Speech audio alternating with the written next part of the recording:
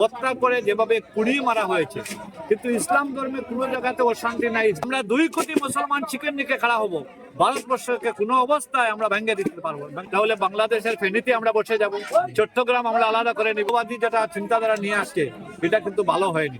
পার্শ্ববর্তী রাষ্ট্র বাংলাদেশ, যেটা দেশভাগের সময় ওটা ইন্ডিয়া পাকিস্তানে বিভক্ত ছিল, আর বাংলাদেশটা পাকিস্তানের একটা অঙ্গ ছিল।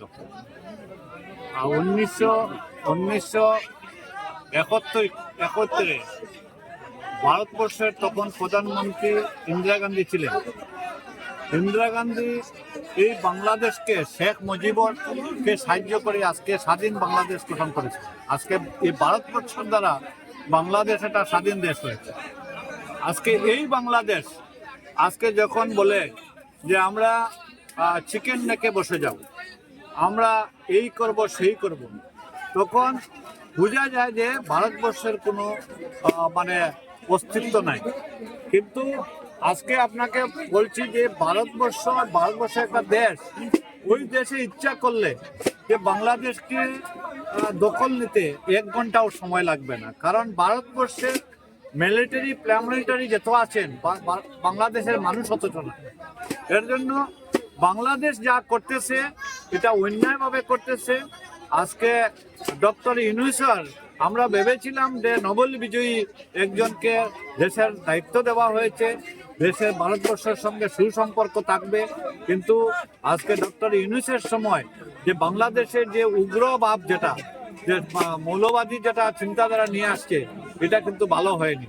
আজকে ময়মনসিংহ জেলায় দীপুচন্দ্র দাসকে হত্যা করে যেভাবে কুড়িয়ে মারা হয়েছে, কিন্তু ইসলাম ধর্মে কোনো জায়গাতে অশান্তি নাই। ইসলাম শব্দের অর্থ শান্তি। আজকে এখানে বাংলাদেশে একজন হিন্দুকে, বাংলাদেশের যে সংখ্যালঘু মানুষ, বাংলাদেশের সংখ্যালঘু মানুষকে বাংলাদেশের সংখ্যাগুরুরা এইভাবে মেরে যদি পুড়িয়ে মারে, তাহলে ওরা, আমি মনে করি যে ভারতবর্ষের সংখ্যালঘুর কথা চিন্তা করে। এর জন্য আমি এদেরকে এই ঘটনার জন্য আমি ধিক্কার জানাই, যে ভবিষ্যতে যাতে এইগুলো না হয়। আর যে ওরা বলছে চিকেন থেকে আসবে, ভারতবর্ষের নর্থ ইস্টে প্রায় 2 কোটি মুসলমান আছেন। আমরা 2 কোটি মুসলমান চিকেন নিকে খাড়া হব, ভারতবর্ষকে কোনো অবস্থায় আমরা ভেঙে দিব না। আমরা অক্ষুণ্ণ রাখবো। দেখেন আজকে যা কার পরিচালনায় করতেছে জানি না, কিন্তু এখানে পাকিস্তান এবং চায়নার মুদতে করতেছে। এটা কোনো সময় পারবে না। যদি এটা চিন্তা করে, তাহলে বাংলাদেশের ফেনীতে আমরা বসে যাব, চট্টগ্রাম আমরা আলাদা করে নিব। যে আজকে আমরা ভারতবর্ষে যদি চাই চট্টগ্রাম আলাদা করতে সময় লাগবে না, কিন্তু ওরা নর্থ ইস্টকে আলাদা করতে অনেক সময় লাগবে।